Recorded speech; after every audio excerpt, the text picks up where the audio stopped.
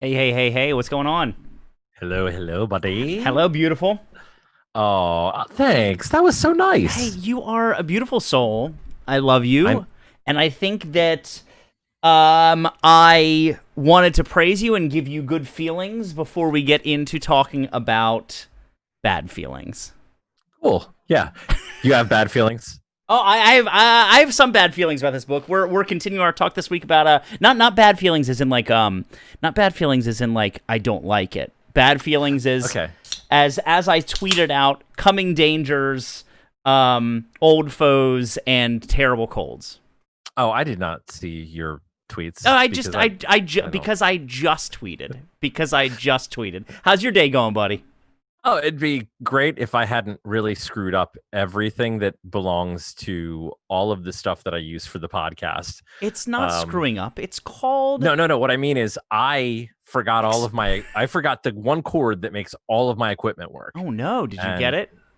no, I'm running on a completely different computer. I'm streaming video on a completely different platform than normal. I'm a mess today. They call that Nice. experimentation. Okay, It's okay. All right, that's go fine. be comfortable. Be comfortable with this uncomfortable place. Oh man, I'm so uncomfortable right now. So I just want to let you know. So I immediately, because there's so much to talk about. I immediately put on uh uh the spoiler quarantine. So right now we are 20. We have 28 minutes until we can talk full spoilers. But there's a lot of stuff to talk about prior to that. I think we can spend that time with because there's a few things that went on this week that I wanted us to talk about that are maybe Okay. Dresden Files related, but actually also terrible libertarian white author related. Oh man, I don't know any of this stuff. You Oh, catch up on so many of these things so much quicker I'm than I do. so Like I don't excited to have the. talk to you about it. But before Please we get into tell that, me. tell me about your week. Otherwise, what's been going on? What have you been doing? Let's see. I decided to take a vacation from the work that I'm not really normally at very much, that I'm working mostly virtual, but now I don't have to look at email this week. So Good that's for cool. you. You've introduced me to this wonderful, strange world that is Twitch, and I've kind of become obsessed with watching people do things Yeah, and creating my own streams. So I'm working on getting that running, which is really sort of exciting in its own way. it is neat. I think I was telling somebody recently that I dislike the phrase content creator because I actually don't Uh huh. think it is that's something I'm sure that people would look at me and go like, oh my gosh, why would you say that? Because to me, the idea of content creation is more quantity over quality, and I think understanding now how much work goes behind watching someone, and there's amazing people on Twitch, right? Like a Hmm. lot of people who are even in the chat now who are game uh they stream video games or they stream trivia shows or things like that. Um, Hmm. but also then there's also people who are streaming like live podcasts. There are people who are streaming like blacksmithing and glass blowing, and I think the phrase content creator really undermines just how much work goes into it. If that makes sense, like just suggesting that Yeah. I make content. Well, we all make fucking content, Yeah. right? But like, so can it be a little more specific? Can it be a phrase that's a little more respectful to the effort that's actually put in? Because it's actually a lot. I have a lot of respect for people who stream, man. Dude, yeah, It's me there's a too. ton of work. I've been watching you do it. I've been watching other people do it. Catching also, I thought Twitch was only for video games, and it's a lot for video games. Yeah, It is definitely very video game heavy, but there's a, there's a lot going on Twitch. One of the things that I'm a fascinated by lot of that I'm sexual harassment. A lot of sexual harassment. luckily I have not caught any of the sexual harassment yet. Well, that's our job is Um to make sure that shit doesn't happen, right? Like as it's yeah, oh yeah, is just people in general, like the real. So one of the fun things that I found out about Twitch is that, and I don't know if this is a thing with all affiliates or just you and the general group of people that you Twitch in and around, and that is the idea of hydration. You all have these little affiliate links that say, "Oh, that's cool. Every time my new Alexa is going to tell me every time there's a new storm warning, which happens about 7 times an hour. So well, we just know that we we're probably going to hear Alexa go, badong. Oh man, talking about that. A hurricane sweeping up the coast after us, There's right? yes, which is why I am sitting in a storm front at the And moment. storm front coming. It's a Billy Joel reference right there. If you needed that, Didn't need that. nobody, But nobody needed that. Jeff Bezos got me this week. How'd Jeff Bezos get you? How'd the Uh, Bezos get you? How'd the $1 billion Bezos get you? well, he's created they had a really creepy version of the Echo called the Echo Look, which right there, the name says a lot. The Echo Look is it's a fashion advisor. And this What? fashion advisor, yeah, so the Echo Look has a camera built into it. And it's supposed to take pictures of your outfits and then suggest outfits for you eventually once it learns what your wardrobe style is. So me, being the human that wants to live in a cyberpunk dystopia, Where you're like, uh, I gotta get this. I have I to get need this. this. I need every Amazon Alexa item that Sure, exists. sure, sure. And stop listening, Alexa. Stop listening. Not you, friendly viewer. So I was like, I need this, and I got it for my fiance, and Wait, I I gave it need to. this. I got it for my fiance. Like, Yeah, no, like, I didn't mean I needed it. I meant I needed to introduce this think because you my really fiance wanted has to be. always been very hesitant. I think you wanted to be a fashion boy. No, because here's the thing. I think I you wanted wanted it to be to a be fashion boy. I wanted a gateway drug for my fiance to be into the Echo series as much as I am. Oh man, I don't think this thing will look at you and tell you what to wear. The digital world, I don't think combines well with the fashion world. It's like having a robot, right? Having a robot go, you would look nice in that dress with the flowers. Like, I don't know, man. Do you think that's a good gateway drug? I mean, I thought it was. Also, I think my video is freaking out a little bit No, and lagging some. that's all right. Are you good? Like, wow, this is really weird because I'm actually looking at my own face and not doing anything. But yeah, I was like, hey, let's do you see it? I I'm just do. paused. I'm just lost. I do. I'm lost to the ether. Okay. Cool. Awesome. We may have to do it. I may have to do an audible, like call an audible here real quick. You're all Don't good. mind me. Do what you got to do. Don't mind me. Keep telling me. Keep telling me. You want me to pick it Yeah, up for you? so yeah, no, but anyway, I bought this thing and I was like, hey, fiance, this will work. Let's do this. And she went, no, this is the creepiest dang thing you've ever done.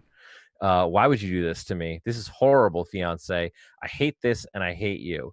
And we might be done forever. And I was really sad. I was like, you don't like this cool thing that I got for you?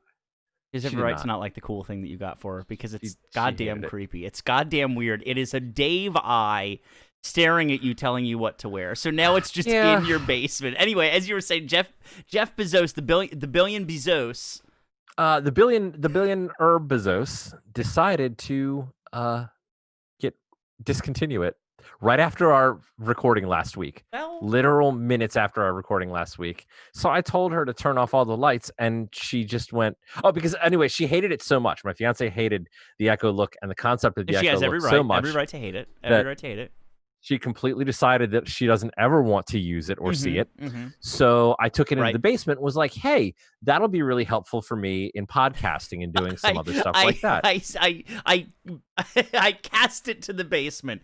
Yeah. So I've been using it as my Echo turn lights on, turn lights off, tell me what time it is, play some music thing for me in the basement. And after the show last week, it just told me that it was no longer registered and I can no longer use it. And I looked online and I was like, oh, they discontinued this and just it doesn't work. So everybody that has Amazon Echo items, when they discontinue them, be aware they'll just stop working. Doesn't matter if it works great for you. Jeff Bezos says no.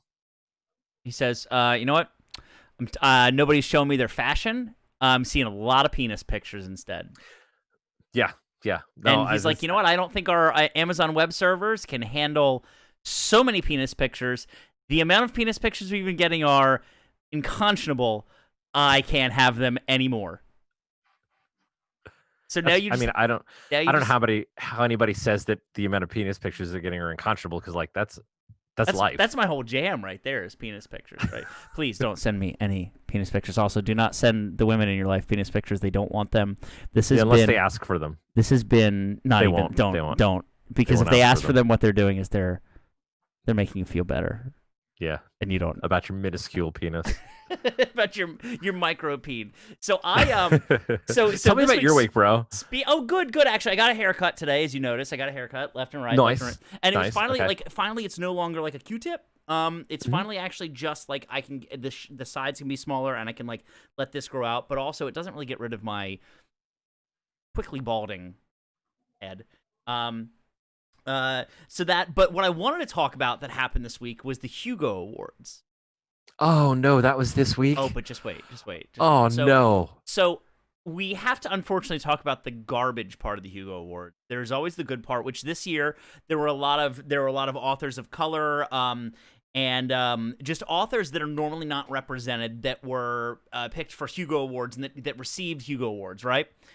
And that's great. Like, it's really good to see the Hugo Awards understanding that, hey, it's 2020. Like, we need to not just get a bunch of shitty white people to do this. So, who do they get to deliver the Hugo, like, to digitally deliver the Hugo Awards announcement? I want you Please to don't tell me was it your best friend? Was it your best friend, Larry Correa? God, no. Oh, okay.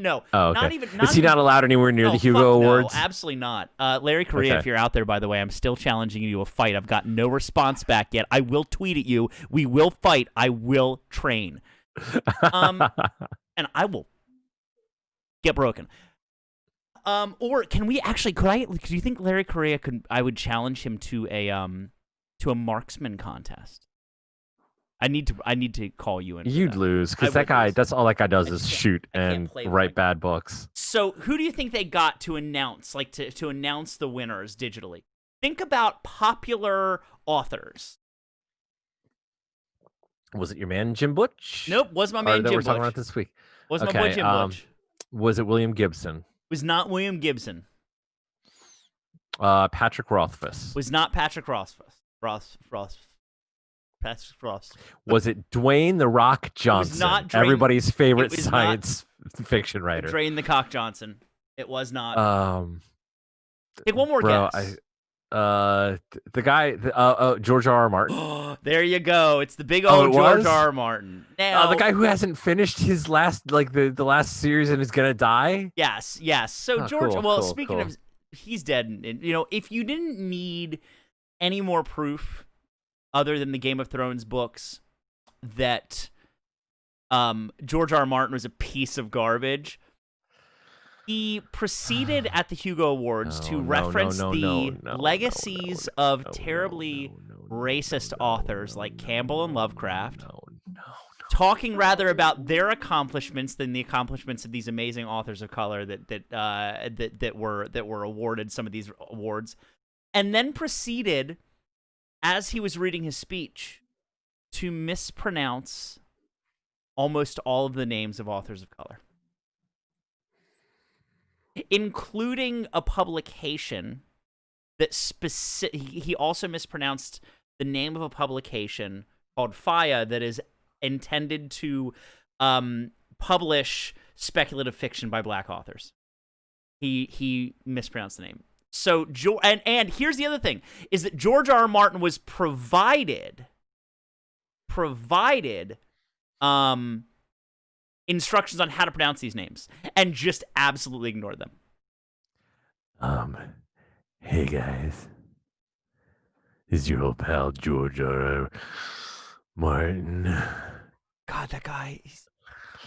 George R. R. Martin sucks. You to know that I created my own Dothraki language, so I don't need you telling me how things are pronounced. Like, I think maybe like 8 years ago, I would have been like, George R. R. Martin's cool, whatever. Now I just don't like him. I just don't like him the way canceling himself. Canceling himself. But also, the man can't write a book without like women getting basically just Did he borrow or let the guy that wrote Ready Player One borrow his DeLorean? Which one of those two dudes owns the DeLorean? It was It's him, right? He It's him. loans George it R. R. to, Martin owns a DeLorean because that's what he and fucking does with his money, as opposed to, use it to buy more time to write his next book. Because with that much money, you can just buy that time. Yeah, he let. I think he let. What's the guy who wrote Ready Player One? That fucking guy, Andy Serkis or whatever his name is. Andy Weir is the guy who wrote The Martian. The Martian. I don't know. I can't remember the guy's name. Mr. 80s. Mr. 80s wrote Ready Player One. Anyway, so that was it. That was what George R. R. Martin did this week. I'm like, come on, man. Like, in this absolutely massively changing world of speculative fiction, fantasy, and science fiction, you can't take the fucking time to learn how to properly pronounce the names of these authors. And yet you yourself, I'm sure, would be absolutely pissed if somebody completely mispronounced one of your characters' names, right? Like, come on, George. For one, I thought you were gonna say pronounce his name. No, he's got like the whitest name ever. There's no way that you're mispronouncing that name as a white person. You're gonna be like, George Martin. I know what that name is. My name is George R. R. Martin, and I don't know. It was typical. It was typical. It really goes to show that yet again, the Hugo Awards, whether it comes down to not allowing people like the Sad Puppies and Larry Correa to just troll them. Like, they literally allowed that to happen, right? Like, how about you protect your... Are we gonna need How about you protect Hugo your authors So a White? little more? Are we gonna need a Hugo So White hashtag? No, that's basically fake. It's just the administration around it is completely garbage. Like, they're just they can't they fucking screwed it up. You blew it. You blew it. You got George to talk. But let's get back. We got about 13 minutes left in our spoiler-free quarantine. So where do we both finished Peace Talks by Jim Butcher. Do you have any other things now that the book is finished? Now that we've finished it, we're not doing spoilers as of yet, but now that you've finished it, things that are generally speaking, is there anything that you want to bring up that you can bring up at this point? I can say in general that I didn't hate reading to the book. Sure. As you pointed out, I think there were editing problems throughout the whole audio version of the book that stood out. Audio editing problems? Yeah, like where I'd hear like a single word that would be like almost like, "Hey, you did the thing." Yes, you could literally hear the layering over of different takes. That was about. I felt like the problems that I have with it are very, I think, spoiler related in the nature of even writing. Like, even some of the stylistic things, I think if I talk about it, it can end up being a spoiler. I'm not unhappy with the book as a whole. Sure. I think the book was a different but necessary installment in the Dresden series. I don't think that it is the thing that we were waiting 5 years for. And thankfully enough, we've got the immediate follow-up Battleground coming in out September, in September, right? And that's great. Like, that's cool. I'm glad that we're getting another book so soon after what we just got. But in all honesty, I almost feel like I'd rather just go hand it to me in a clump. One large book. I actually think this may have been a shorter book compared to some of the others that he's released over the past few years. I think Cold Days was one of the larger ones that's come out in a while. Yeah. And I actually think this one now, we listened to it on Audible, but I think it may have been a little short. I think it was about an 11-hour book, which is usually comes down to like 450 pages. So I'm wondering if he wrote Peace Talks and then the follow-up Battleground like all at once, and then later on it was sort of determined we're cutting it right in the middle. Yeah. Because we know exactly what the trajectory, or at least we think we know exactly what the trajectory and what the challenge he's got to face in Battleground is going to be. Yes. Hey, I have a question for you that I didn't think to ask you earlier. Sure. Are you recording the audio for this? I did. I am not. I forgot that part. Do you want to start that now so I can clip that in later? I'll do my best. It's fine. I'll do my best. What? Okay. Because I did, and I meant to remind you. It's all good. Because last week I have to apologize. I screwed up hard. Everyone, I'm sorry. I was so excited doing this live for the first time that I screwed up. That's okay. I blew it. I believe in you. And I didn't record my audio end on my computer, so I had to use the live feeds audio, and it was not the high quality audio that I'm normally used to putting out there. I will say, as a follow-up, so this book follows up Skin Game, which he released, what, 5.5 years ago? 5, yeah, Yeah. yeah. It's definitely 5. Like I looked up the year it was released, and it's been 5 years. It was like Skin Game. Peace Talks is its own type of heist novel. Yeah, yeah. But I will say, I'm gonna get the negatives out there first.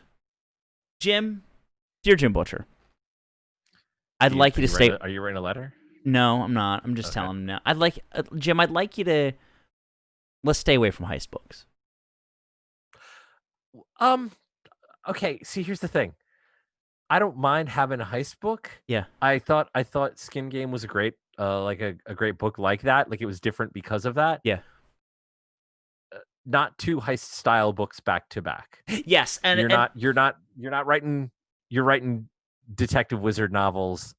That's what we're selling me. Right. We're not selling me wizard thief novels. Right. And I also don't think that really it fits the layout of the Dresden books as normal. Like in this, I would say this one was sort of more or less a half-assed heist, right? It was really only a small part of the novel, and honestly, it was the easiest heist that's really sort of ever been done, which I want to get back to in the spoilers, because I think there's reason why it was so easy, and I have reasons behind that. I have things to reference.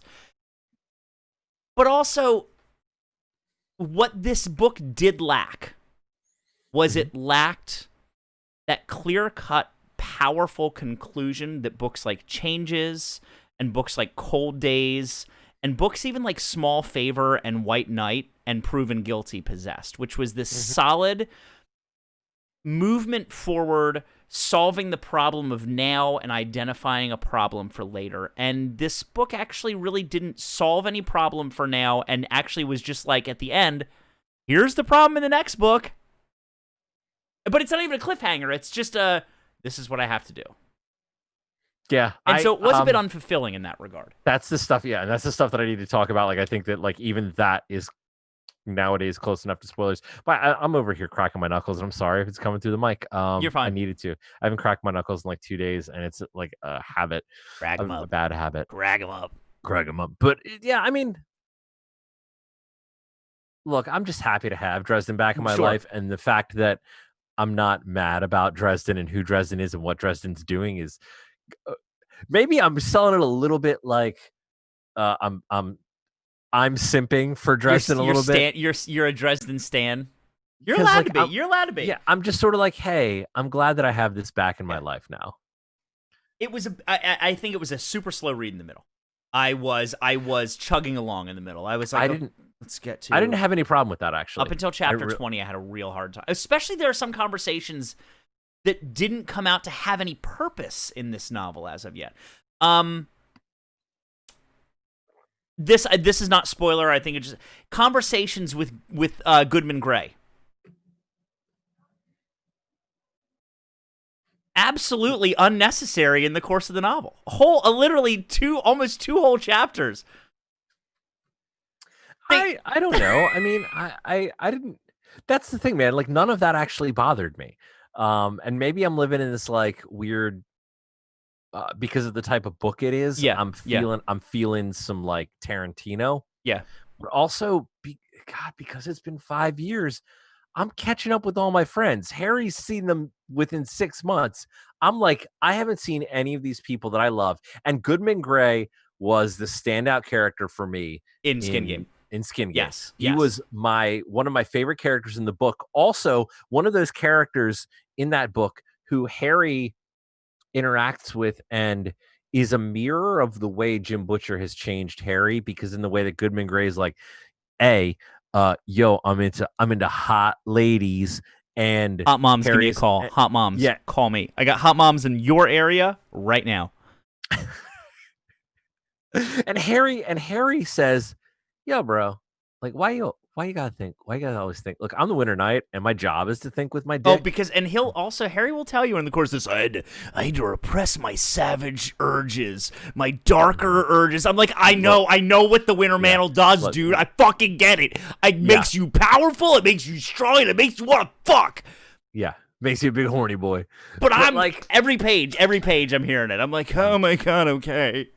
And the other thing with it though is that he uses it as an opportunity to let Murph do the thing which Murph does, which is to be badass on her own.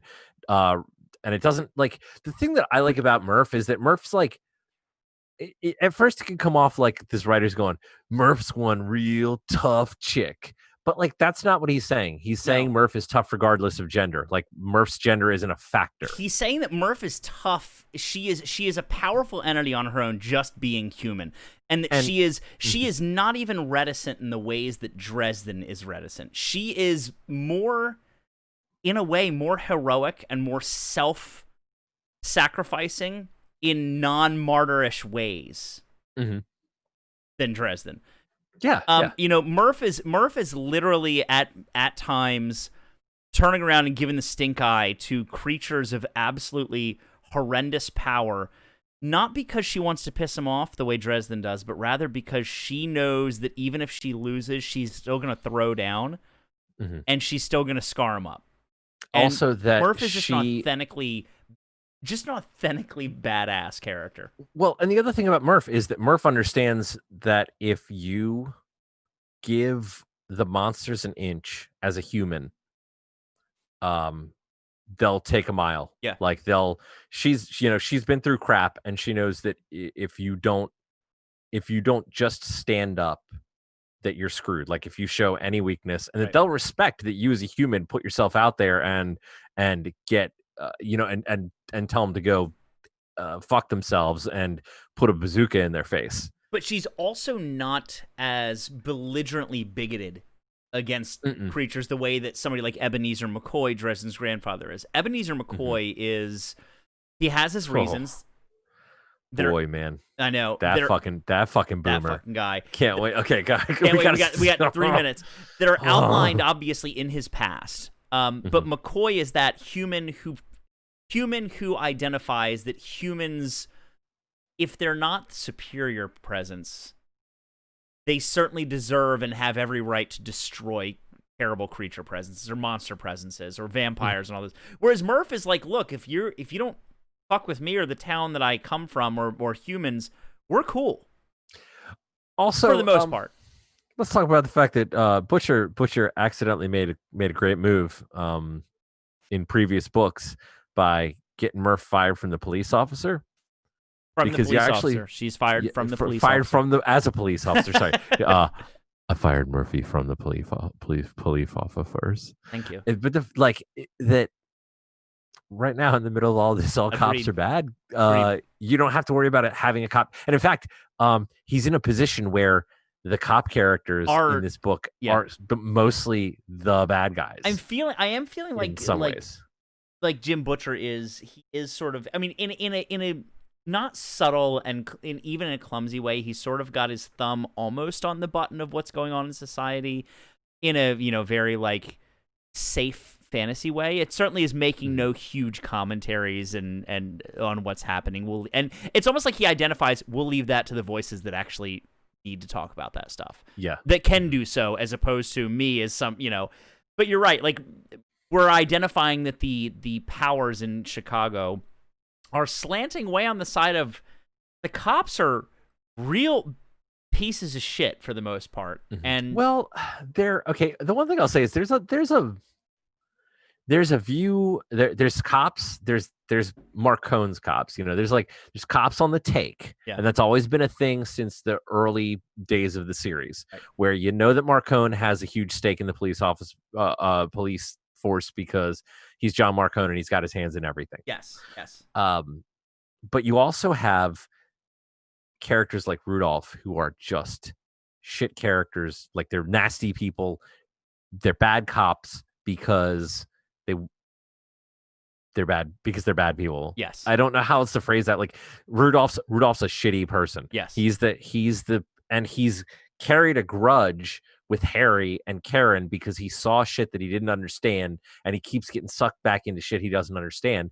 And for some reason, he's so dumb. He hasn't learned latched on to the like, idea that supernatural shit is happening, and this is shit I can't control with my badge. And that I should go, hey, maybe listen to these people who know what the hell they're talking about every once in a while.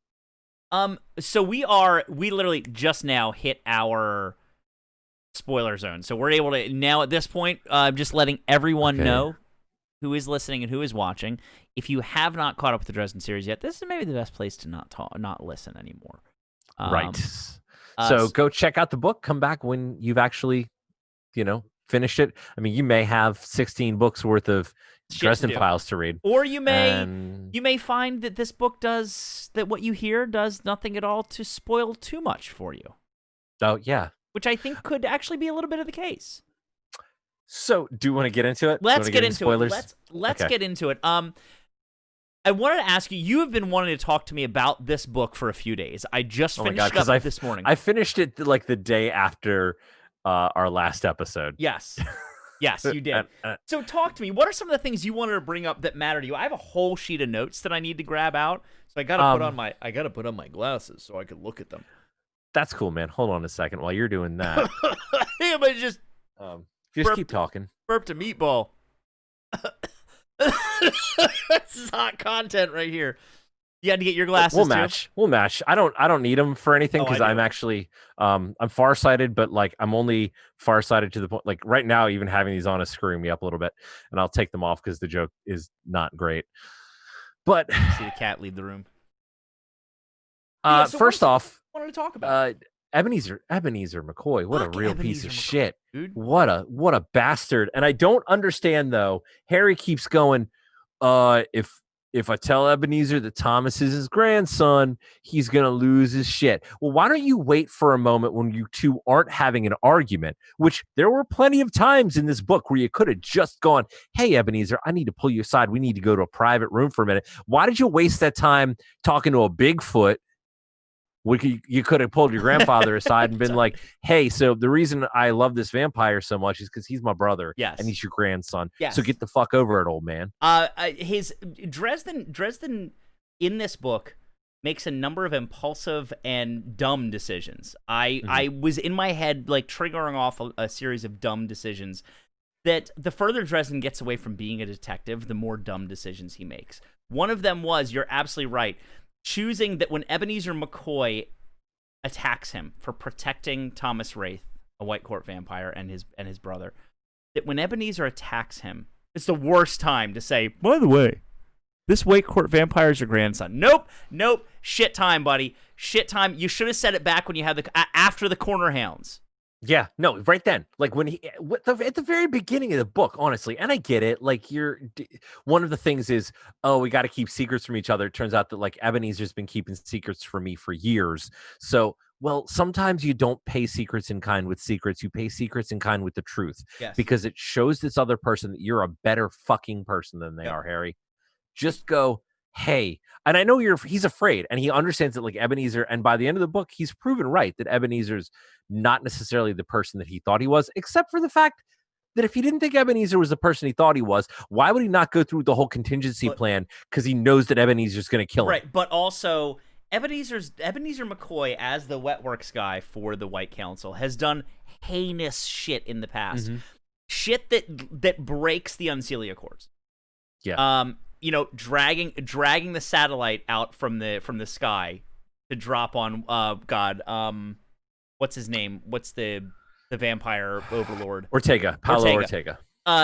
Pulling off these things that break the Unseelie Accords, because that's what Ebenezer does. So like, but it's also the laws. It's the laws of magic, not the Unseelie Accords. The laws of magic. That's right. Yeah. The White Council's laws. Mab couldn't give a shit about the White Council laws. I don't really. I think it comes down, though. I think it's reflective of like Dresden is desperate to have this man of his family in his life. So it's more like his family glasses that are in the way. Whereas I think there's an irony in the fact that we're sitting here being like, Dresden, why would you why wouldn't you see this coming? And it's because Ebenezer's his family. Yeah, and I can say that, we are also two people who would have been the same way, like with our dad. Yeah. Very much like I think that's one of the reasons why I've been like, God, Ebenezer, what the heck's going on, man? In this episode or this book, because in some ways he's being a lot like our old man. Just telling you what to do, like you're a child. He calls him a child over and over again. Yeah, At this boy. point, Harry is like a 40 to 50-year-old man. He's definitely he's definitely in his mid 40s, and that means he's like in his mid 20s as a wizard, right? Yeah, but like, hey, man. By the time I was my mid 20s, I was considered an adult. I was considered making adult decisions. They gave me a deal on my auto insurance because I hit 25. Like, that's the reasoning that you choose to use about this. Why not? I mean, come on. You're right. You're right. I mean, he's acting like a real boomer. I think it's a real boomer thing to say. And he boomers so hard that he kills Dresden. Now Dresden doesn't die because Dresden projects his. It's a weird moment. He projects. I didn't remember that. Did we have a thing where Molly told him about this ring? I forgot about it. That's the object that he remember he summons Molly and he says, "I need you to make something for me." Oh, okay. That's the so object. He knew at that point. That's the favor that he asked the winter lady for. Yes. So he knew at that point that Ebenezer was going to kill him. I don't. I don't think that's one of those problems that I do have that I wanted to talk to you more. I don't think that. I think that he was simply identifying that he was going to need an illusory ring of some sort, like whether it was the heist to get Thomas, whether it was a situation he needed to get out of.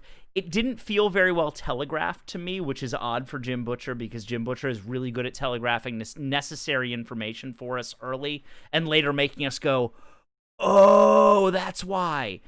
So, but that is what he got from Molly. All right. But a thing I've been wanting to talk to you about all week. Yeah. Is the fact that I'm just pissed. This is like you said, it wasn't a cliffhanger. I'm pissed that it's a cliffhanger. This is a book that it has been. You were talking about how it was slow as hell. I don't know that it was slow, but it was relatively uneventful as a Dresden book because it's a setup for the next book. And I think what happened was Dresden Butcher spent 5 years, maybe 4 years, because a year ago we started getting it's almost ready. 4 years writing a book. And he realized that book was way too long to release to the public. And so his editor told him, yo, we're going to make a whole bunch of money by splitting this into 2 books. And unfortunately, the first half of the book is all set up, so there's no place to really go. So your big finale fight is this fight with Ebenezer McCoy. And it's it's not a real big fight. Honestly, Harry throwing down with Ebenezer I thought was going to be a way more ridiculous, desperate thing. And I guess Harry having this duplicate ring, it wasn't going to be a desperate fight because he intended on losing. Yeah. He finds out that Ebenezer is willing to kill him. He's willing to shed his own grandson's But he's not blood. willing to kill him. He's willing to hurt him and mess him up, and he supposedly killed him by accident. Right. But he has no control the way that Dresden sort of doesn't. Like Dresden's actually got more control than Ebenezer. I did want to say though, one of the things that I liked, and I wrote it down. I really like the parallel that exists between a frightened Molly as the Winter Lady not wanting to return to talk to her dad, Michael, about her becoming the Winter Lady. I like the parallel of that with Dresden and Ebenezer. Whereas Molly's like, I can't go talk to my dad. I can't talk to my parents. I can't face them right now because they don't know what I've become. And Dresden's like, they're your fucking family. Just talk to them.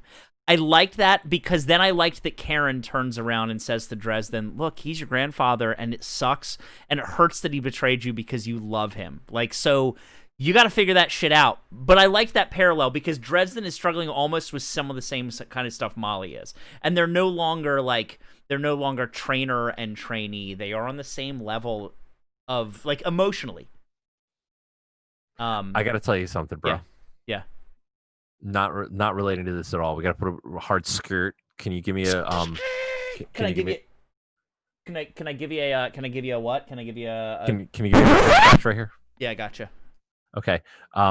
Your shirt. Yeah. It's killing me. I love that you're wearing a Star Wars shirt. I'm also wearing a Star Wars shirt tonight. But I need you to take a piece of black tape. I got some right here. And I need you to cover over May. No, I understand, and it's one of the reasons that I like this shirt, because it frustrates me. Yeah. It says, because may the joke metaphors be with you. Right? It should just be, metaphors be with you. Metaphors be with you. I get it. All right? Maybe you should start, when you're going to do a thing where people have to look at your damn shirt, maybe you should start with the disclaimer. Okay, start the episode with the disclaimer saying, hey, I'm sorry, everybody. I got a shirt that makes no fucking comedic sense and is a blown joke like Bob's stepson blowing a joke hard. Because I got to tell you, my 8-year-old, 9-year-old now, this week, Saturday, I made a bet with him. Because he said, I gotta tell you something funny. And an 8-year-old, 9-year-old, they don't tell you funny things. They tell you things they think are funny. And I said, all right, here's the deal. If I laugh, great, you win. You didn't laugh. And I will never give you a hard time. If I don't laugh, you are not allowed to tell a joke for a week. Guess what? My stepkid's not telling jokes for a week. This is the part of the podcast where Bob's like, I'm a tough guy. I didn't laugh at that kid's joke. But we all know kids have shitty jokes. Kids have shitty jokes. Stop trying to tell me your joke, kid. I have shitty jokes, and I'm not even a kid. I'm a kid below the waist, but what? Whoa, that got weird. But yeah, I understand. My shirt. I love my stepkid. Stepkid. I'm mostly. I mean, that's a true story. But yeah, like next time, pull the black tape out. Okay. Okay. I've been staring at it the whole episode, and it's been killing me. There you go. Thanks, man. I appreciate it. You're welcome. I appreciate you doing that for me. Oh, you're welcome. You're welcome. I'm sorry. Go ahead. Continue with your talking about. I liked the parallel between Ebenezer and Dresden and Molly and Michael. I thought that was nice. I thought that was a good balance for it. I love it when characters who give advice also need to take their own advice, because that's the very same human. advice. Yeah. It's I don't know that it's cyclical, but it's good and thoughtful writing that it shows that the writers either got real lucky or is paying attention. He's paying attention to the plight that his characters are going through. Mm-hmm. And I appreciate you being able to point stuff like that, because sometimes I think maybe I process it in the back of my head, but I don't necessarily think to point it out. The other thing that I wanted to talk about Ethnu. So in the Dresden Files, there is a rogues gallery that is almost innumerable. Mm-hmm. At a time in the series when I feel like I'm overloaded on rogues galleries and I need bad you to dial guys. It down, right? Like I need you to eliminate a couple. We killed off the Red Court. Red Court's gone. Thank God, right? Mm-hmm. Nicodemus is still out there. Mavra is still out there. Out there, which we learned in this book. It's like, by the way, Mavra, the Black Court vampire queen, is still around. It's like, that's cool. I literally almost forgot she existed. Mm-hmm. The outsiders, well beyond the gates of reality, are literally an army that is encroaching upon reality, is out there. The Black Council is out there. Nicodemus is out there. Yeah, is Cal still around? He didn't kill off Cal during the Wraith Deeps, did he? I don't remember that far. When they called in He Who Walks Behind? Yeah, I don't. Is He Who Walks Behind still basically present? Yeah. Yeah. Okay. So they just keep referring to the Walkers, because the last book one of the Walkers showed up. Yeah. It's so now in this book, big spoiler, in the middle of the peace talks between all of these different factions, Ethnu rolls in. She's this woman, basically. She's this huge, tall woman, and she's a Titan, like a legit world-creating Titan. Comes in, blasts Mab out through the fucking wall, which was great, and basically says, you know what, humans have. I don't know what the fuck all of you otherworldly creatures are doing, communing with humans, but you fucked it up. We're starting from the beginning. Fuck this planet. We're basically erasing it. I gotta ask you a question about that. I need to stop you right there, sure, because I have to ask a question that I'll forget about because I don't have notes this week. Beginning of the book and the end of the book. Yes. There's a there's it's only twice that it's mentioned in the whole book, and it doesn't come to anything. Yeah. Harry mentions on the beach when he's having his conversation with Thomas that they're standing in a divot. and he looks around him after their conversation is done Mm-hmm. and realizes that he's standing inside of a giant monstrous footprint. Yes. And and you don't think about that again throughout the entire book, and he references it again towards the end. Is that Ethniu's footprint? Do you Great think question. Ethniu is the size of Godzilla in real life, or at least a Titan? Well, Not just a very tall woman. right. We're talking, is she building sized and she just shrunk herself down because Titans can Well, if do we're that? looking at Titans, like if we're looking at like mythological Titans, like oh yeah, absolutely huge. Like even Okay. that would be a fraction of the size that they would be. So I was trying to figure out whether that's her, Yeah, or or is it whether, like, or on is it one the hand that's Fomor? her, or is it? Yeah, I mean, it's definitely Fomor. Yeah. But the question is it her, or is it a creature that she controls? And there might be more of them. And we're looking at major kaiju action in Chicago next book. Is that what you think might? I'm hoping. What are some of that the? we have. What are some of the? Could you imagine Dresden going back, having to pull Sue another Dark Hallow Yeah. and bringing Sue back? Well, he has. They did, and that was so in the previous books. Him bringing Sue the dinosaur in Chicago's Natural History Museum or where the hell it is, bringing Sue the dinosaur back to life and putting ectoplasmic flesh on her and riding her to the beat of polka and necromancy, is fucking ridiculous, right? Like you put it into a sentence like that, you're like, what fucking book are you talking about? How much LSD did you take? Yeah. But yeah, I could see them needing to do that. My fear though is that Ethnu is a cool new thing, right? Mm-hmm. But she has, just like the Black Council, just like the I'm gonna paraphrase. In Cold Days, there's this moment where they talk basically about like the Earth Mother, who's like the mother of Mab and Titania, I guess. Like but the mother of the grandmothers, right? Yeah, which are like another otherworldly presence. And then you've got the outsiders, who are these cosmic horrors on the edges of reality that are encroaching upon the world. Like, right now, I don't think I need like a midway point in the series big bad that just gets revealed right now. I want to know about the fucking Black Council. For one, I don't think Christos is part of the Black Council. If anybody's part of the Black Council, I think it's Ebenezer. Yeah. I think Ebenezer absolutely. is straight Black Council. I need you to also tell me whether the words that I have in my brain are going to actually come out, or whether they're going to get stuck in there. Sure. And I'm going to go say a sentence, and then have that sentence just disappear. Oh, Mab. Yes. Hey, Mab and Merlin were lovers. She was literally in love with Merlin. Yeah. Didn't expect also, that. Didn't expect that. Cool. You know who's down in you know who I think is down in the crystal that Dresden talks to in the beginning of Skin Game? No, who? Who's trapped? I think it's Merlin. I think he's trapped in one of the cells on Demon Reach. Because he committed sins against magic by creating Demon Reach. Also, I think that he's helping to power. Like, he mentions that there's only one person who lives in that protocol. Yeah. And it's that one person that Dresden talked to in Skin Game. And I think it's Merlin. I think Merlin's still alive. And that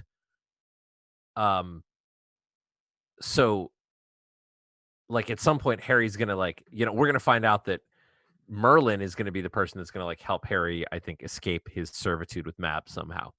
Makes sense. Because now it's been revealed that Merlin and Mab had a thing. Yeah, that makes that's a great point. And I had completely forgotten about Dresden being the warden of Demon Reach, the island where basically like 6,000 different horrors are captured below the surface. That's and you forgot about that long enough to realize that we were right in the middle of Empire Strikes Back. Yes. Because this book is Empire Strikes Back. It is. One of our Han Solo rogue character gets trapped in carbonite at the end of the book. He does. Our Luke has to have a fight with his own father figure, who is his grandfather, and gets terribly injured, except that he doesn't. So by going along that route, Do you think that Ebenezer? I was actually waiting for Ebenezer to die several times over the course of this book. Okay. Do you think that Ebenezer is going to sacrifice himself for Dresden at some point in the future? No. No, I think Ebenezer's shown his true colors, and my prediction. I don't know if we want to get into predictions right now. Yeah, go for it. Okay. My prediction for the next book is that Harry's going to get back to the city, and Maggie's gone because Ebenezer's kidnapped her, and he's laid waste to Michael's house because a human can do that. A mortal can go into Michael's home. Oh shit! Oh, you just blew me away because that's the whole point. Oh my god, the conversation about the swords. Mm-hmm. The Sonia and Butters, as they're training with the swords of the Knights of the Cross, learn that Butters' sword in particular will not cut a human, and it cannot distinguish between a good human and a bad human, and only cuts monsters. Which would mean that Ebenezer would be absolutely ripe to go in and take. Yeah, I mean, because Michael's not a knight anymore. Yep. Sonia is, so basically there's one knight that could fight him, and Ebenezer doesn't give a crap. Like, Ebenezer's just gonna level Sonia. Yep. So I think Harry's gonna get back to town, try to find Maggie. In the opening of the next book, we're gonna find out that Michael's the Carpenter home has been demolished because Maggie sets a retinue of fairies to watch the home. That's not enough to stop Ebenezer. You mean Molly? And now what that's going to do is that's going to set Molly against McCoy. It is, and also it's also going to put Molly in a position where she needs to answer to her father. Yeah, and she needs to talk to her father and say, "Look, this is what's going on." And also puts it brings Goodman Gray. It brings Goodman Gray back into the picture because Dresden purchased his services as a protector for the house. Was it for the house or that was for Justine? Oh, for Justine. Never mind. Got my shit. I don't know where that's going. I don't know where that's going yet. I have no ability to predict. Which was one of those threads in this. There were a number of threads in this novel that did not get resolved, and that is not regular for Jim Butcher.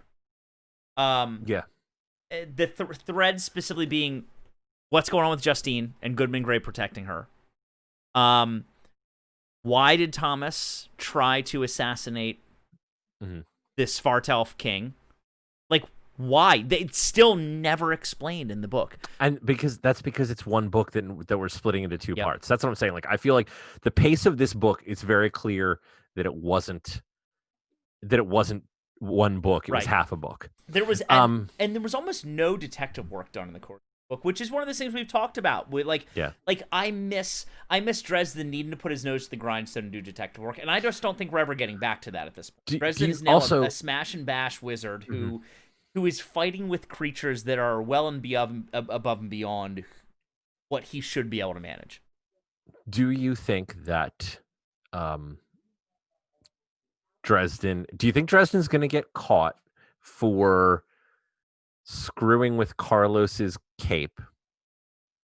Yep. And do you think that Dresden is going to be... I think it's inevitable that Dresden's going to be fully eliminated from the White Council. Like, I just think that that's where the story has always been going since... even since he made him like a warden. Yeah.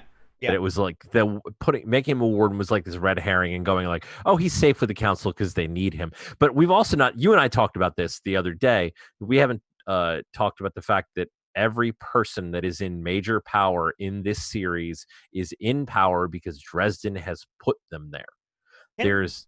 Keep going. No, you got. Can we identify that gentleman Johnny Marcone, the mob boss of Chicago, and also the only human signator of the Unseelie Accords, is a fucking badass? Oh yeah, dude. John Marcone is a fucking badass. If I came out of anything in this book, it's that, you know what? I'm a fucking John Marcone fan. I don't care what John Marcone has to do. Even if he does shit that's against Dresden, I'm all John Marcone. Fucking guy is a badass. Marcone is basically the only reason why all of those other creatures in the peace talks didn't flee. And he's like, you know what? We're going to fight a fucking Titan. Yeah. Yeah. No, he literally goes, guess what, dude? It's almost like he looks at everybody in the room and goes, I've been dealing with all of you supernatural a-holes. You're all the same to me because I've been dealing with all of you for years, and not a single one of you scares me. Why? Because I'm smart and I have the money. And the fact is, we all know that a human force in large numbers is the equivalent of a nuclear bomb. And Yeah. guess what? I can drop that nuclear bomb on all of you. I don't care. Marcone is awesome. I am always torn back and forth between, like, do I like Marcone? Do I not like him? As a character, he's great. He's smart. He's not a. I don't think he's a shitty stereotype. I think he is a gem of a character that Butcher leans on at the right times.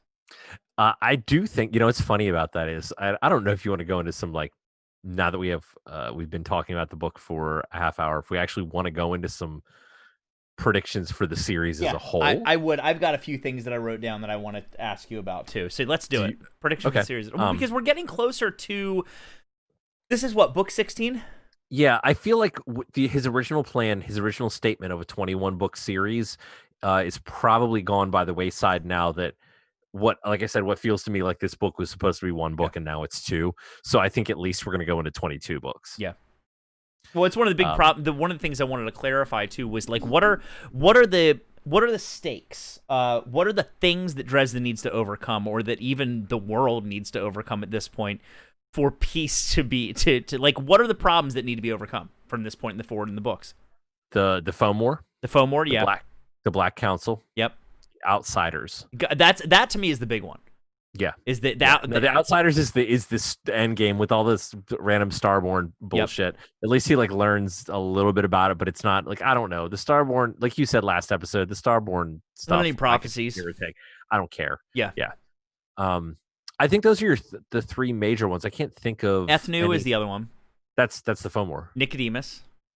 Oh, right. Say, so Ethnu is you would say Ethnu is one in turn with the Fomor? Yeah. Okay. Nicodemus. Absolutely. Yeah, because that frog dude is the king of the Fomor. Yeah. You're right. King Korb, yes. Korb fucker. Mm-hmm.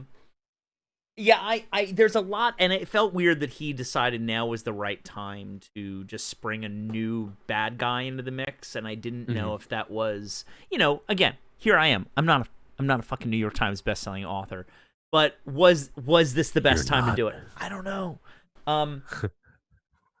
Yeah, so some predictions. What do you got going forward? What are you thinking?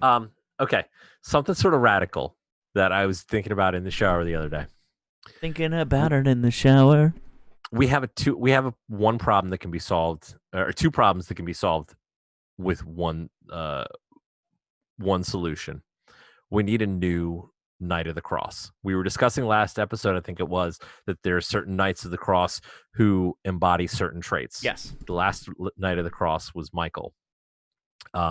We only have Sonia and Butters right now, right? Yeah, you only have Sonia and Butters. Michael was the knight that represented love.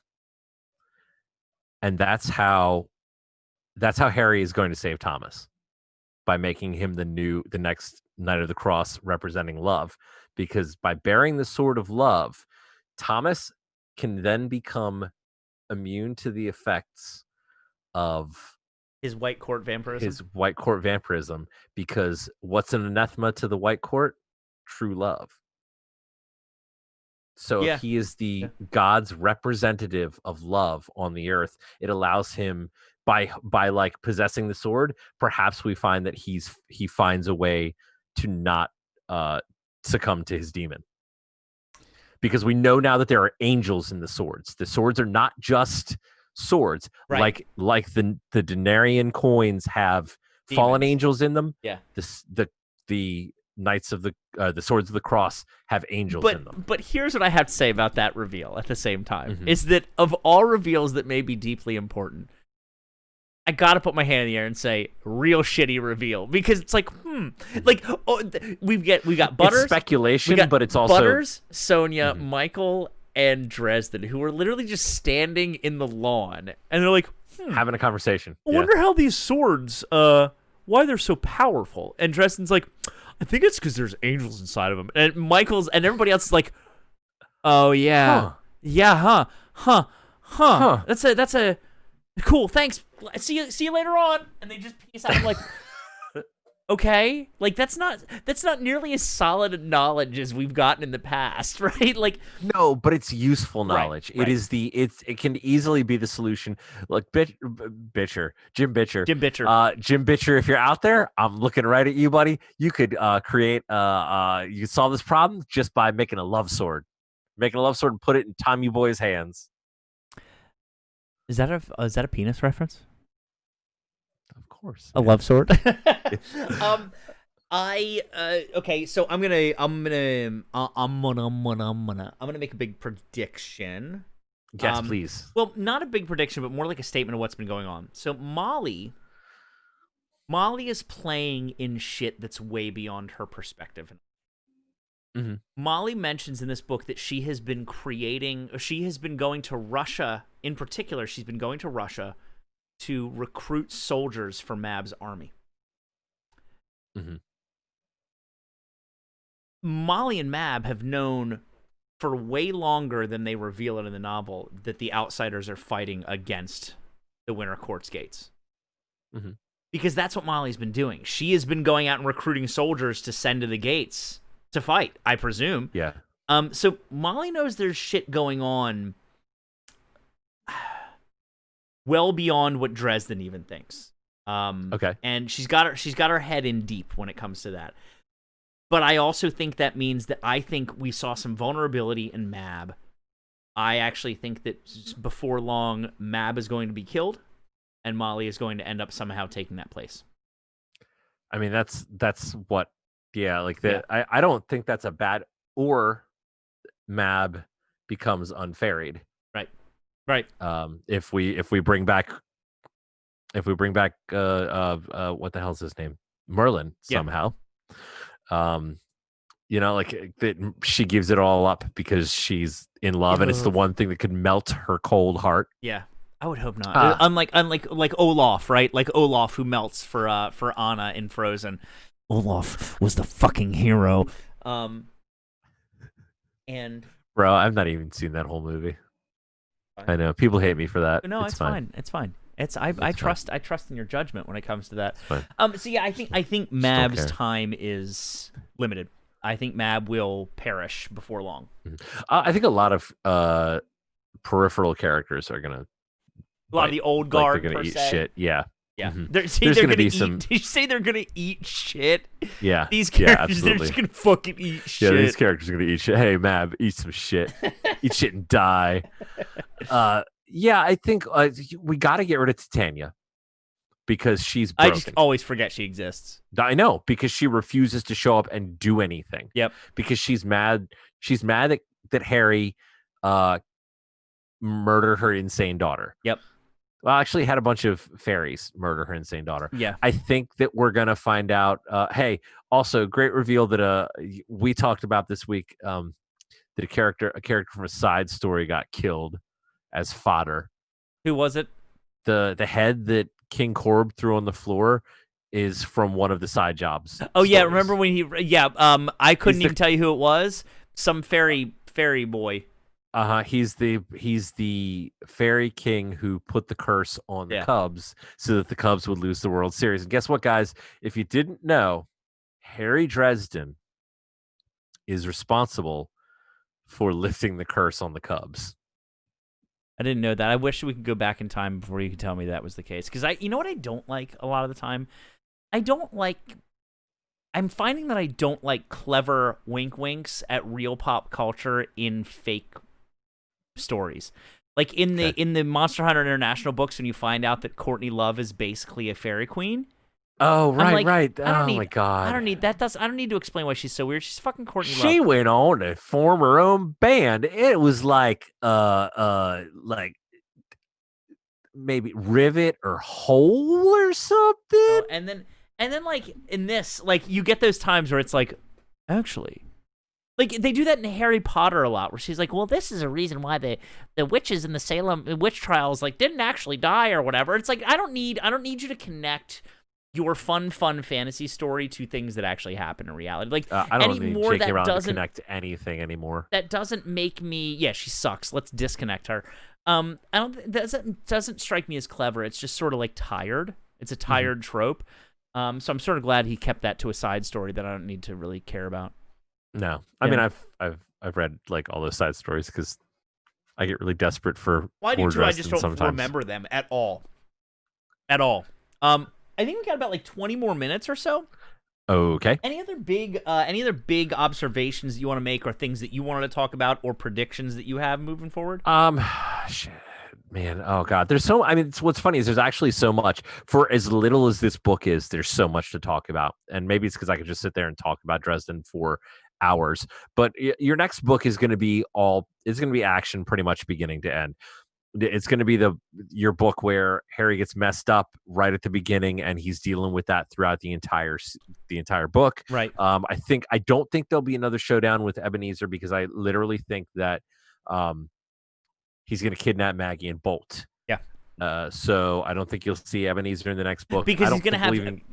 We've seen the pattern is there's always at least two big problems in the Dresden book. So the next book is going to be defeating the Titan, defeating Ethnu, trying to bind her, because we also find that Dresden he is responsible for binding her. He can't destroy her, but he is going to have to be the one that basically binds his soul to her to keep her from having any further power and entrapping her on Demon Reach in this prison. So that's problem one. He's got to take care of Ethnu, and two, he's got to potentially save Maggie. Yeah. Oh, well, and that's what I'm saying. I think that Maggie's going to be he doesn't figure it out in that book. Yeah. And that's going to be the real sort of pain. A real clean way to sever that problem, because anytime little kids are introduced in a book, they're just a pain in the ass. So like we had this real difference in that. I loved that he's like dealing with being a dad, and I think that it's added enough for what's going on in this book that he'll be able to kind of like I don't know, it gives different stakes. The series stakes have changed. I gotta say, I'm very worried for Murph. We were talking about this last week, man. Murph refuses to back down, which is great. It's what I love about that character. Yeah. But I'm so afraid that Butcher is going to try to push this Harry Molly thing at some point, that he's got to get Murph out of the way. Like, I think I'm afraid that because he wants Harry to maybe be happy at the end of the series. I'm hoping, can I be honest with you? I'm hoping that the series ends as a cycle. And I mean a true cycle where everything happens, it's done. And we go back at the end of the very last book.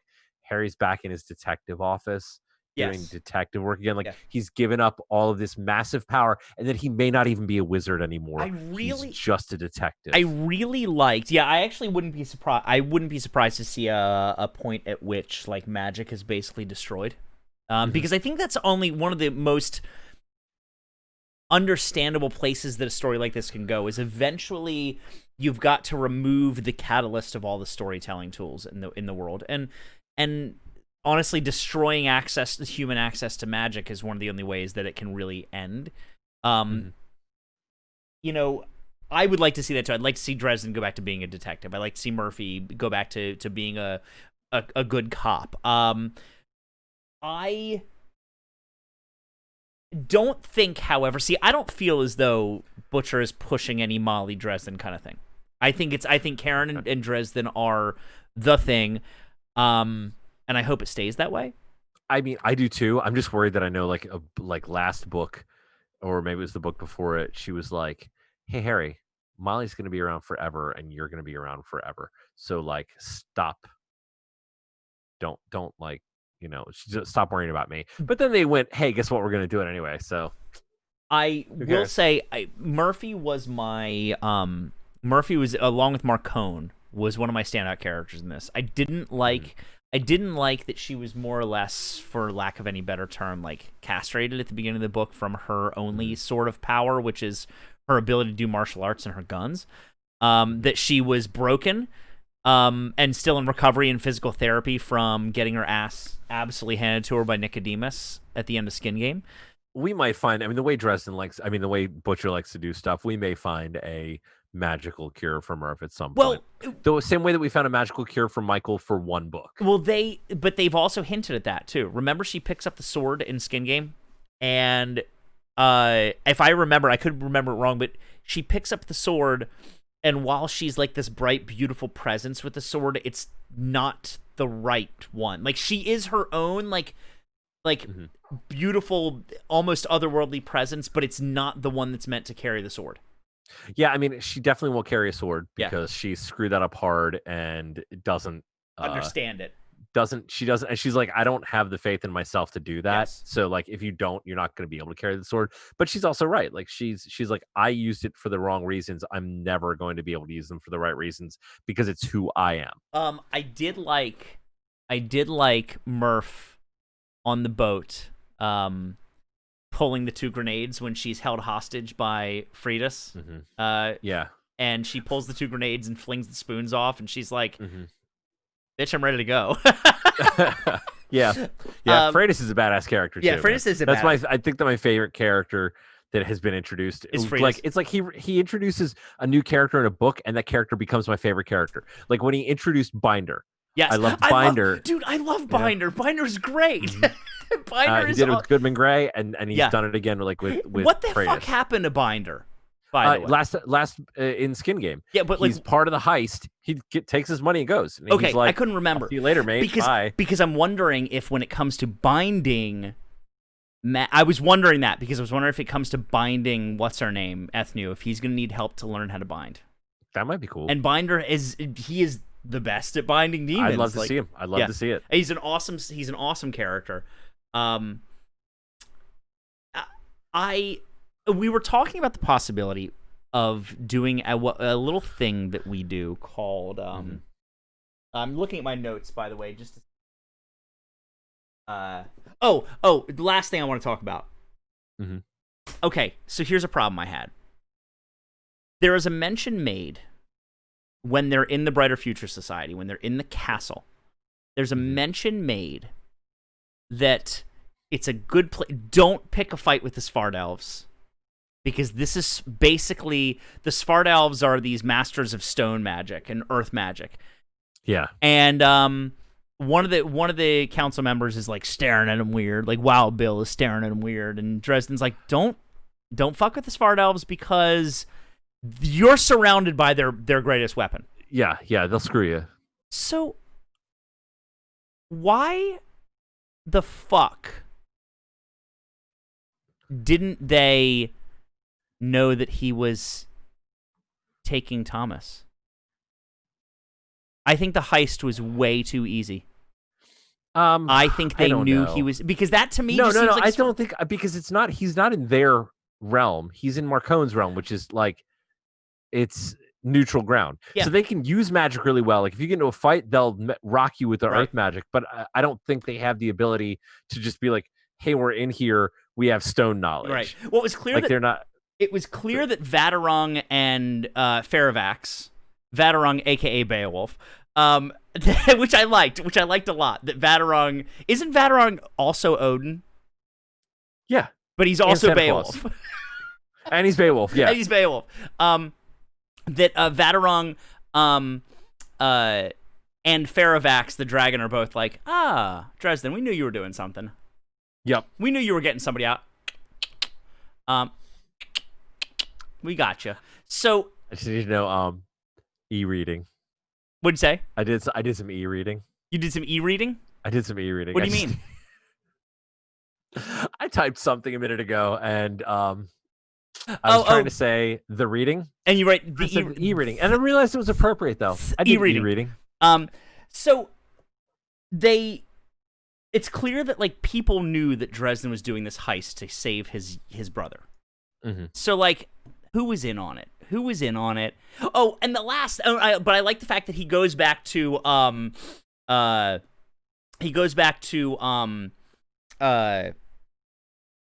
finding his subfloor, and that Thomas is being stored held in his sub basement. I thought in that his was old cool. basement. Yeah. No, that was. It was sad. It was touching too. And he was like, "Yo, I look at where all my old stuff was. I used to do magic here." Yeah, it's definitely stuff where they go back into the kind of mentally into the old books a little bit and give you some nostalgia feels. Yes.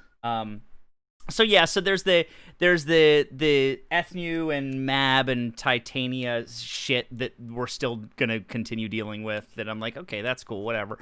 That's about it. That's like all I wanted to bring up. But in the end, it sort of felt like was as much as I enjoyed reading it, Mm-hmm. a book that was deeply anticlimactic in its purpose. It just Yeah, was. because It it's a introduced bridge. ideas that'll get taken care of later, but it Yeah, wasn't. this It certainly wasn't like clever in some of the ways that other books have been in the it series. is it is going to fall one step up from Ghost Story for me in the series of books. Yes, If you're it talking does- about It does my things. it does things, but it's not exciting or like I actually think the Ghost Story is almost a more exciting book than this. I just don't like Ghost Story as much Yes. as this one, Yes. which is weird. Well, because because Ghost Story felt really forced. It was really, I think, unimaginative in its circumstances. You know, I would say I think my favorite part of the novel was actually one of the few parts where Dresden wasn't really involved, because when he watches King Korb and Ethnu come in to the peace talks, they mow down all of the guards with gunfire. They walk in, and she proclaims basically, like, we're just gonna cleanse this whole planet because it fucking sucks. And Dresden's not even there. He's invisible, but he's like, yeah. I guess I'm just not gonna move the whole time. I'll just stand here But and wait. But it's a clever tool so that when you can actually see other characters solve a problem without him being involved. Yeah, and I like that. Absolutely. I liked that. I know we were gonna do our that thing we love to do with the dream casting, but I actually was gonna ask you. Yeah. Maybe that's something we can do on like an extra, like a special episode or something like between now and next week, because I think time might be getting a little bit of away from us, and I know we were having some problems with our tech. Okay. What do you think? I don't know. I mean, we got 10 minutes? Yeah. The other thing we can do is we could blow it together real fast after this if people want to stick around. We could take a few extra minutes and just make it a separate thing.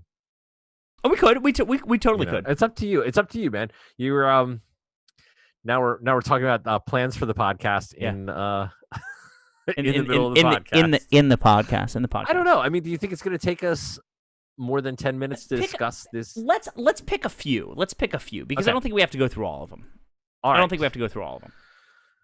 Okay, you want to start? Yeah. So one of the things that Bob and I do is we read these books. Last time we did this was 5 years ago, right? And obviously, the thing that we all do in our head as we move forward is we read a book and we're like, oh shit, I know who'd play that character, and you see it in your head, right? So we like to sort of like toss things back and forth with each other and be like, this is who I see in my head as the characters being written. And wanted to grab some of the more prominent characters from this series and see what 5 years has done to our perspectives on who should play them. For example, some of our old ones that we had was the mobster Johnny Marcone was your idea originally. Who did you originally have for him that I think both have sort of moved past? Yeah. Eric Roberts. Yeah, right. Sort of raggedy looking older dude who I think now is just too old to play Marcone. Yeah, and my Marcone has gone in a completely different. I wouldn't say completely different direction. There's definitely nothing raggedy about my Marcone. He's a very handsome man. Oh my god, he's a super handsome. Very handsome man. Yeah, my Marcone's super handsome. Yeah, I love it. So let me see what I got here. Let me see if I can share it really quick, and I'll just trying to get my screen. Okay, so I did a little pin board because I love pin boards. I got mine on the pin board too. You did? Okay, so I'm gonna share this really quick because I want to go through and say who each one of them are. But I don't. You're gonna be able to see them, right? Yeah. Okay, here we go. I can see them on. Yeah, there you go.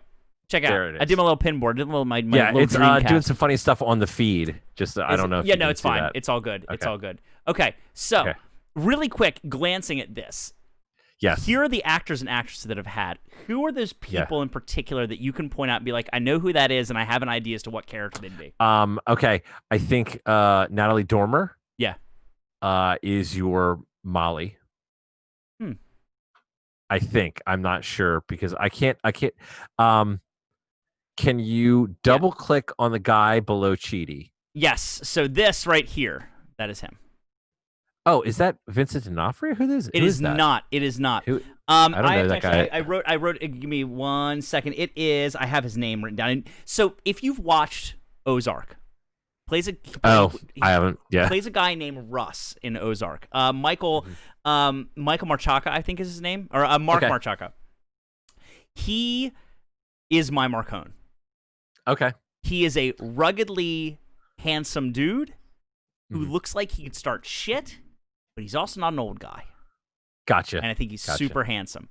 But in what's funny is in Ozark, he has this huge beard and he plays this super redneck dude. But he was also in Homeland as well.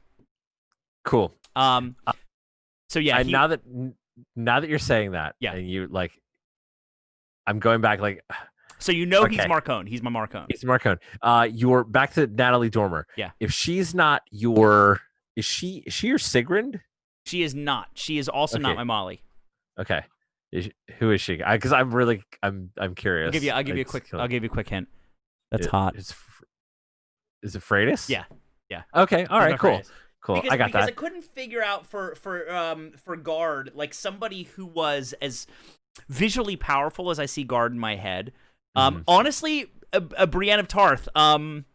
Dude, that's my Guard. Yeah, that's the only person I can think of that would play Guard. Gwendolyn Christie. Thank you. Yeah. So here you go. Okay. So she's my Freitas. He's my Marcone.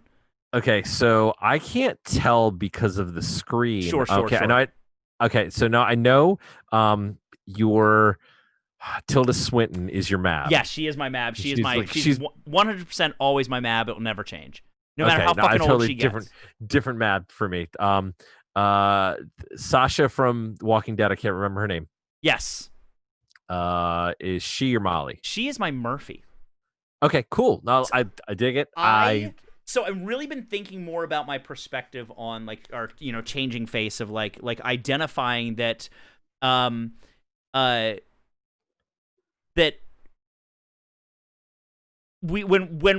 I think she's absolutely perfect for Murphy, right? Okay. Like maybe 10 years ago we'd be like, we gotta find a white blonde woman to be Murphy. Absolutely, be accurate. Yeah. And I just don't think it fits anymore. Her just who she is as Sasha in Walking Dead or even in Star Trek Discovery, she's Murphy to me, man. Like I literally started watching her in my head be Murphy in this book. Okay. We're gonna blast through these real quick because I want to get through. So I'm sorry that I don't know actors' names very well. Like if I know them from something. The guy who played Chidi. Yes. Is he your Waldo Butters? No, he is not. Is he your Sonya? He's actually my Sonya. Yeah, and I'm gonna say he is ripped to hell.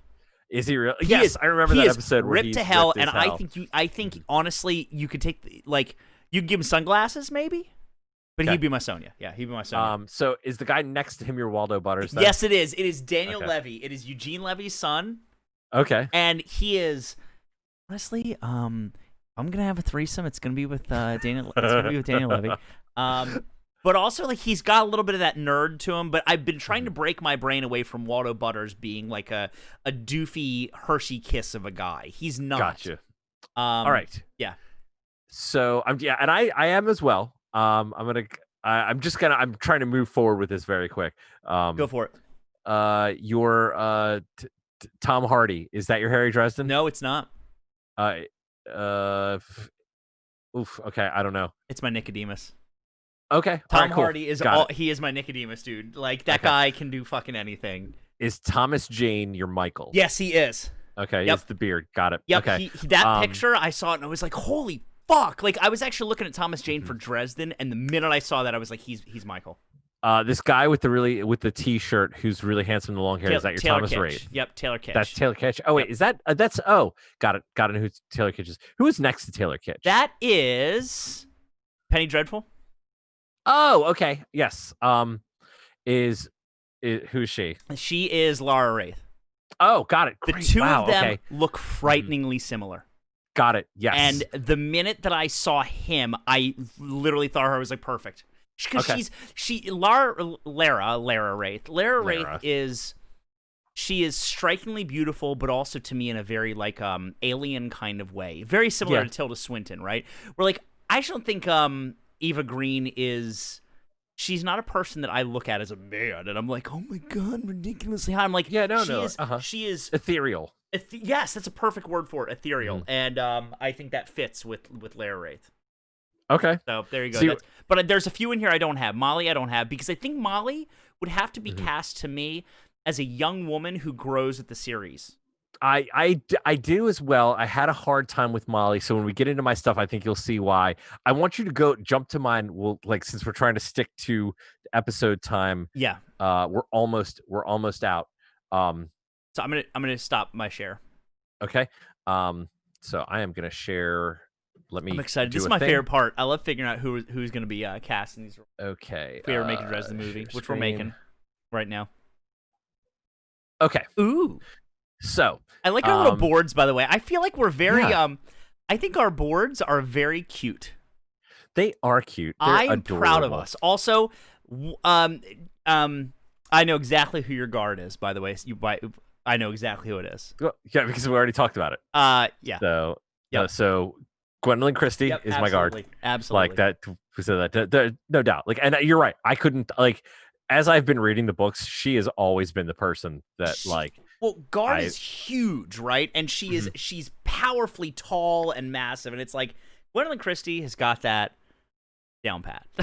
I want to say to you also that I tried to escape from race in like one or two places. Don't think I was necessarily very successful as you were. Yeah. But so I did definitely fall for some of that, like, hey, blonde hair thing. Also, and I love you picking a Murph that was not a white person. And I think I need to be a little more creative, perhaps a little more colorblind next time as well. It's all good. It's all good. But hit me up. Give me a couple of these. Tell me. All right, so let's see. I'm gonna say you're Daniel Radcliffe. Mm-hmm. I think he's your Nicodemus. No, negative. No, negative. Really. Okay, is he your Butters? Yep. Okay, I can see that. Yeah. I can see him being like a simpering little dude who actually becomes a bit of a badass. Yeah, that was kind of the thing, was seeing Daniel Radcliffe play multiple roles, like really inspired me. But what's funny is originally he was going to be my Chandler. He was going to be a complete side character. Yeah. Chandler's the English wizard, because the whole joke was that he was an English wizard. Right. If he's going to be anybody who's English in this, he's going to be Binder to me. That would be cool, but I think Binder's a little bit older and bigger. I think that Idris Elba is your Nicodemus. Yes, absolutely. I can see it. I'm all about that. Him and Tom Hardy would have to fight each other though to find out. Let's see. Okay, so you've got who is this fella in the lower left? Lower left here. Yes. This is Timothy Oliphant. It's Timothy Oliphant. Man, is he? Who is he? He's turned into a silver fox. He is a silver fox. He's a. You're Dresden? No. No. Okay, good, because he's a little too old to me for. He is. I always wonder, is he your Michael Carpenter? Negative. Damn. Okay, Michael. I don't know. He's my John Marcone. Perfect. I can see it. I can totally definitely see that, like that. They always talk about Marcone being middle-aged, but in the prime of his life as a person, like that middle-aged prime. And like I look at this picture, I saw this picture of Timothy Oliphant, who, you know me, I have a thing for him as far as like I always want to include him in projects that I'm thinking about. Right. And this was just like the perfect spot for him. Do you think, by the way, to I mean, I always think about that description of his eyes looking like crumpled green dollar bills. Me too. That is the color. Exactly yeah, always the color of worn dollar bills. Yep. Let's see. So we had. There's a few faces I'm unfamiliar with. Okay, they're probably not as unfamiliar as you think. It's just hard to tell because of the way it's cropped. Though. I like.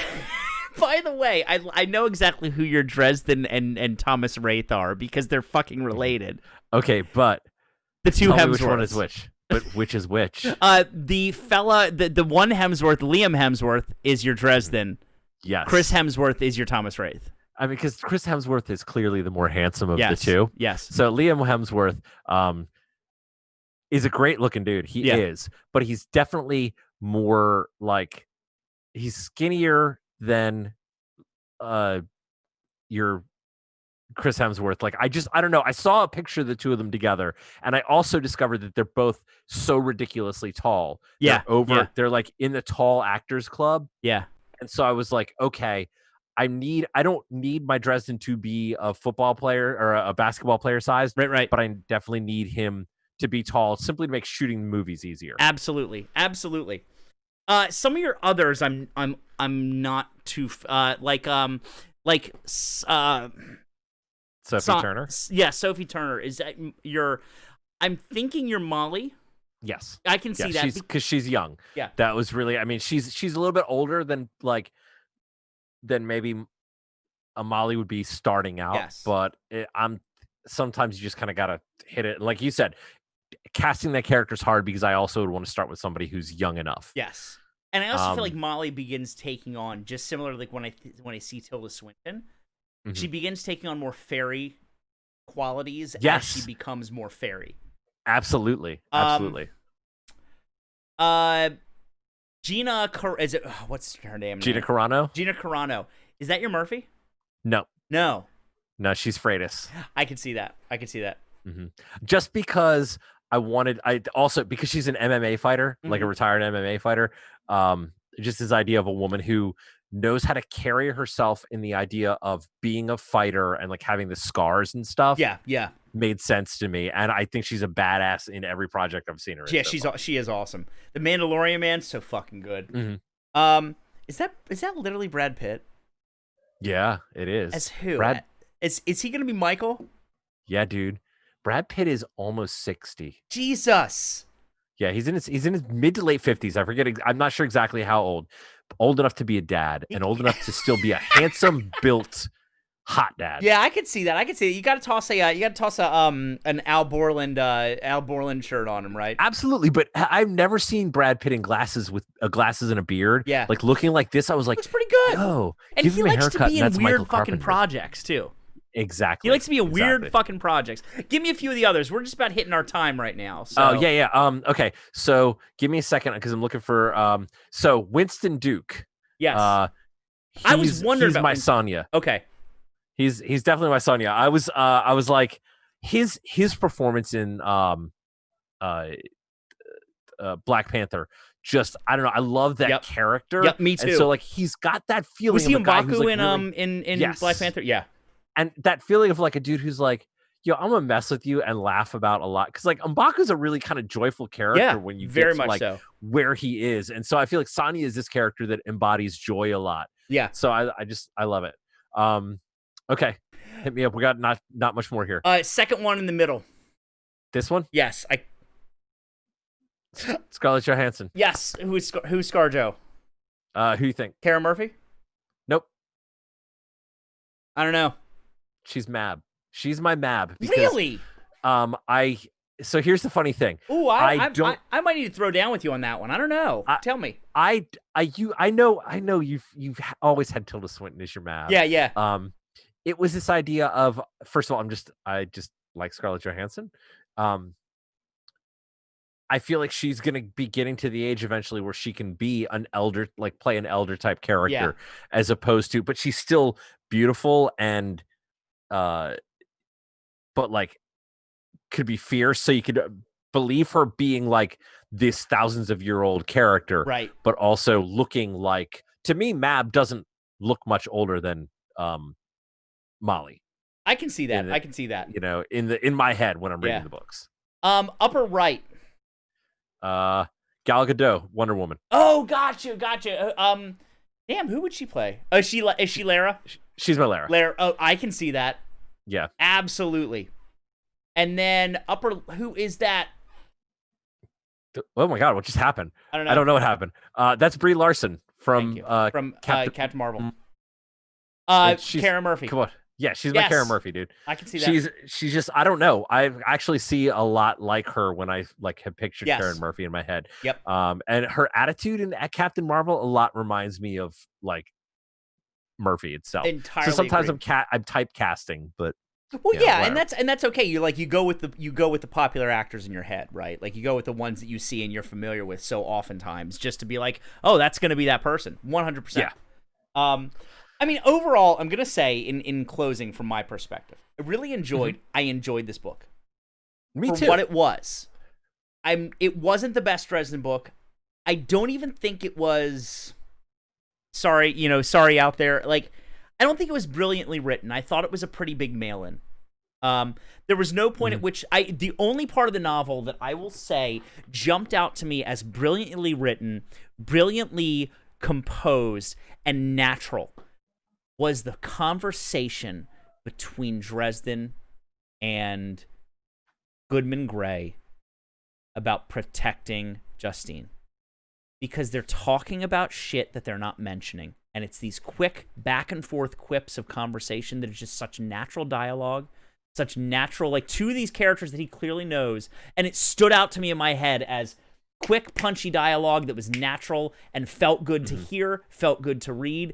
And it literally stood out to me as like, cool, he gets these characters. But when it comes down to style, like remarkably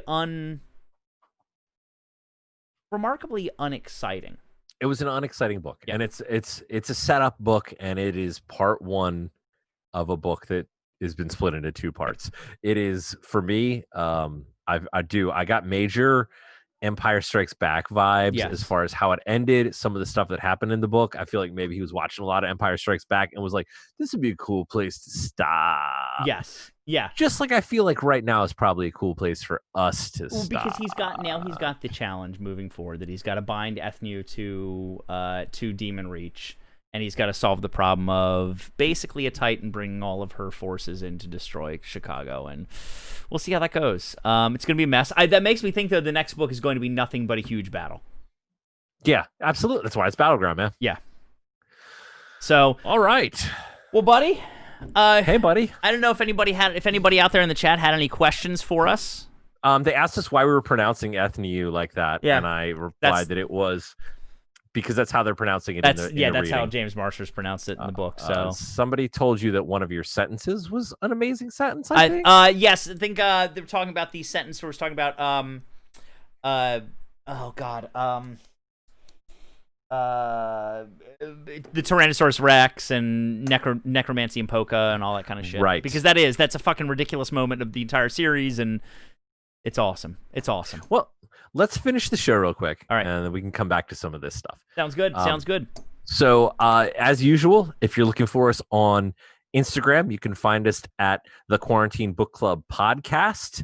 If you want to find us on the interwebs, our website is www.thequarantinebookclub.com. Make sure you add the because if you don't add the, you'll get that other sucky quarantine book club that's for lame nerds. It's probably a hell of a lot better than ours. It's like they're probably doing really important, great work over there. I don't know. Make sure you follow us on Facebook. And what do you got for us? I'm saying I mean all the stuff is on here, right? Like you can get me at where we're hosting this, twitch.tv/violence obscene. I'm streaming video games sometimes. I'm streaming like productivity and like writing streams sometimes, and then I was in your productivity stream this week. It was really cool. It was nice to just sit there with a couple of people who were chatting, but also doing work and like being quiet for a few minutes, getting some work done, and then coming back and checking in on each other. Yeah, it was the idea self-care. is just like it's almost like running a class in my head, right? It's like 30 minutes, we're just working. I'm gonna sit here with my stupid camera. I'm gonna look dumb for 30 minutes and edit and write. Maybe people are putting together models or whatever, and that. So check out the schedule there, and then we will be back next week. We're going to start reading this week Sandman. Mm-hmm. The Neil Gaiman audio book adaptation on Audible. Yes. It's an Audible exclusive, and I don't know what we're getting into. Yeah. At all. I'm a little bit knowledgeable about what the Sandman universe is, but not a large thing. I have honestly never actively consumed any Neil Gaiman. Well, you know what? I think you'll be pleasantly surprised. Cool. I think Neverwhere is one of my favorite books by him. He also wrote Stardust. You know the movie. Oh, okay, cool. Yeah, no, I love that movie. It's a great book, right? And it's a great movie. Regardless of one's perspectives, I think on those, but those are the two specifically that stand out to me. American Gods, which I actually never read. So here, thump thump. I hear children arguing. Of course. That means it's sorry, not to cut you off. No, you're good. Time to get the heck out of here. Life has to happen.